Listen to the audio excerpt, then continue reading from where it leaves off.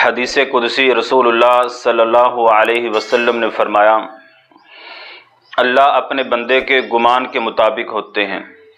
بندہ جیسا اللہ کی ذات پر گمان کرتا ہے، اللہ تعالیٰ ویسا ہی معاملہ اپنے اس بندے کے ساتھ کرتے ہیں۔ بندہ اللہ کو خلوت میں یاد کرے، اللہ بھی اپنے اس بندے کو خلوت میں یاد کرتے ہیں۔ اور فرمایا کہ بندہ مجلس میں مجھے یاد کرے، اللہ فرماتے ہیں میں بہترین مجلس یعنی فرشتوں کی مجلس میں اپنے اس بندے کو یاد کرتا ہوں۔ فرمایا کہ ایک بالشت بندہ اللہ کی طرف بڑھتا ہے، اللہ کی طرف آتا ہے، اللہ ایک ہاتھ اپنے بندے کی طرف بڑھتے ہیں۔ بندہ چل کے رب العالمین کی طرف جاتا ہے تو اللہ فرماتے ہیں میں اپنے بندے کے استقبال کے لیے دوڑ کے اپنے بندے کے پاس آتا ہوں۔ ناظرین، اللہ اپنے بندے کے ساتھ محبت کرتے ہیں، پیار کرتے ہیں، اور دیر ہماری طرف سے ہے۔ ہم اللہ کی طرف نہیں بڑھتے، ہم اللہ کی طرف نہیں جاتے، اپنی مصروفیات کو چھوڑ کے، اپنے کام کاج کو چھوڑ کے اللہ کی طرف نہیں بڑھتے۔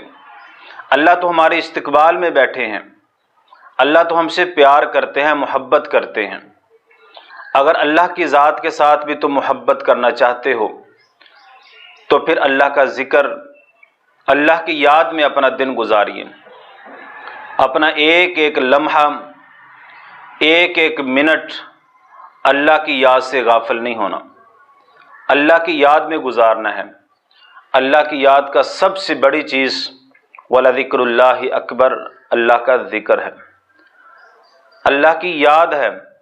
جب تم اللہ کو یاد کرو گے، اللہ کا ذکر کرو گے، پھر اللہ تعالیٰ تمہارا بھی ذکر کرے گا، تمہیں بھی یاد کرے گا۔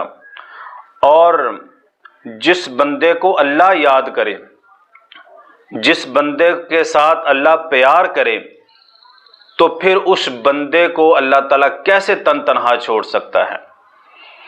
اللہ کیسے اس بندے کو بے یار و مددگار چھوڑ سکتا ہے؟ اللہ پر بھروسہ کریں، اللہ پر توکل کریں، اللہ کی ذات پر امید لگائیں، اللہ کو یاد کریں، اللہ کا ذکر کریں، پھر اللہ تعالیٰ ساری مصیبتوں کو، ساری پریشانیوں کو، سارے دکھ تکلیف کو اللہ تعالیٰ دور فرما دے گا۔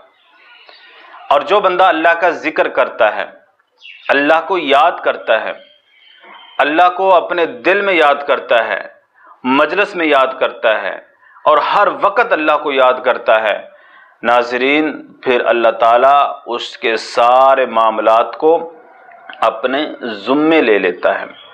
اور المیہ یہ ہے، ہمارے دلوں میں اللہ کی یاد تو اتنی ہے، اذان ہو جائے، حی علی الصلاۃ، حی علی الفلاح، مسجد کے سپیکروں سے آواز ہم نے سن لی، لیکن اس کے باوجود اللہ کی یاد کے لیے، اللہ پر ایمان یقین کے لیے، اپنی گھر کی مصروفیات کو، اپنے بیوی بچوں کی محبت کو، اپنے کاروبار کی محبت کو، اپنے کھیتوں کھلیان کی محبت کو چھوڑ کر اللہ کے گھر میں آنے کی ہم یہ جستجو نہیں کرتے۔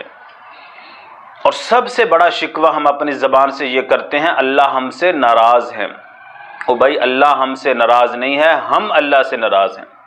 اگر اللہ ہم سے ناراض ہوتے ہیں تو ان مسجدوں سے 5 وقت کی اذان نہیں آپ کو سنائی دینے تھی۔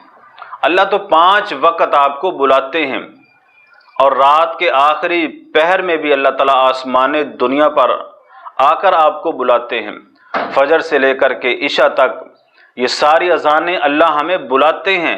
اگر اللہ ہم سے ناراض ہوتے تو یہ اذانوں کی آواز ہمارے کانوں تک نہ آتی۔ ناراض تو ہم ہیں، اذان ہو گئی، اپنی مصروفیات کو، اپنے کاروبار کو چھوڑ کے اللہ کے گھر میں آنے کی توفیق نہیں ہے۔ تو یہ جملہ غلط ہے، اللہ ہم سے ناراض ہے۔ اللہ ہم سے ناراض نہیں ہے، ہم اللہ سے ناراض ہیں۔ آج ہی اللہ کے ساتھ سلو کریں، اللہ کی یاد سے اپنے دلوں کو مطمئن کریں، اللہ پر بھروسہ، اللہ کی ذات پر یقین، ایمان، توکل پورے کا پورا کر لیں، اللہ تعالیٰ ساری پریشانیوں کو، مصیبتوں کو دور فرما دیں گے۔